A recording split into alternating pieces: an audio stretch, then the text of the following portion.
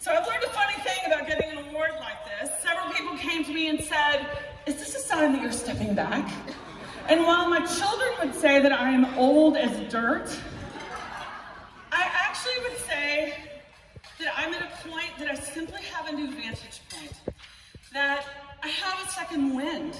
I'm at a point of the journey where you can look back at where you've come from and forward to where you're going. And so I feel really inspired about all we have to do next.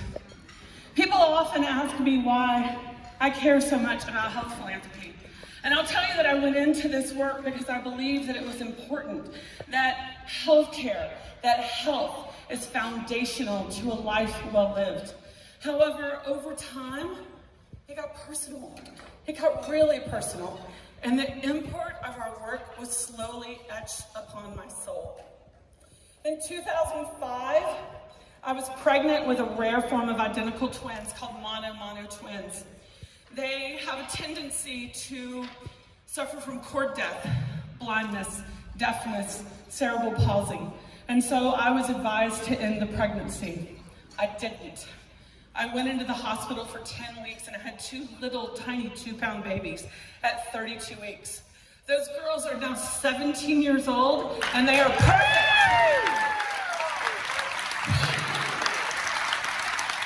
Except they routinely forget to load the dishwasher. That's okay. In 2009, my beautiful and amazing mother died of an aneurysm at the age of 61. In 2011, my brilliant and gentle father died of colon cancer at the age of 64. Just 4 weeks later, I had my little 6-year-old daughter and I was washing her hair in the bathtub and I ran my hand down the back of her head and I felt a bump.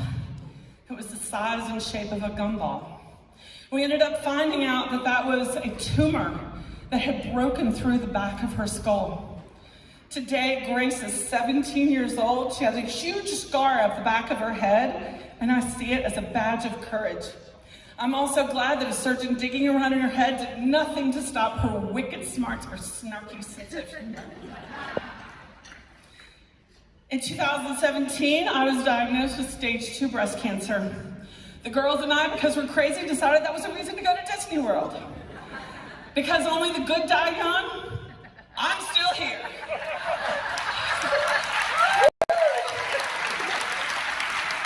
I've also found out that there's actually utility to having breast cancer because in the space where the surgeon did her good work, I can now serve lipstick, keys, credit cards, and all kinds of other stuff.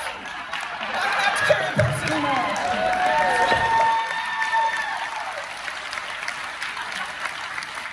2018, my husband was diagnosed with lung cancer. In 2020, his cancer came back. Thankfully, he is doing incredibly well, though there are moments I do wish he'd move into the garage. Don't tell him I said that. About 4 weeks ago, my younger brother, Ted, unfortunately was added to this list. My younger brother, Ted, has an aggressive brain tumor called a glioblastoma. My brother Ted will lose his fight. However, we are going to fight every step of the way alongside him. And I believe that when anyone is called to fight, they need the ability to fight like hell. They should have access to the physicians, the technology, the protocols, the treatments that will make them an outlier.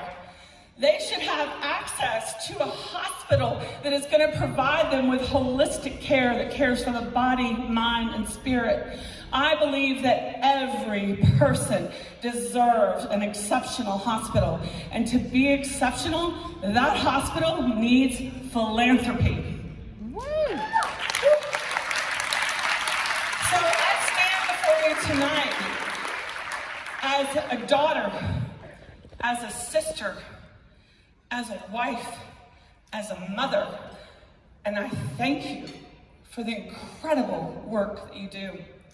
I also stand before you as a colleague, and I ask you to come alongside me and continue to push this profession forward, because this work is beautiful, because this work keeps families together, and because this work is meaningful. I know we may not have a map, but we do have a compass. We have an opportunity to work alongside donors in values-based relationships because they want to elevate health and well-being. And so I would call upon all of us to chart a bolder, braver path forward. Thank you so much for the incredible honor of being recognized as your Si Seymour Award winner for last year.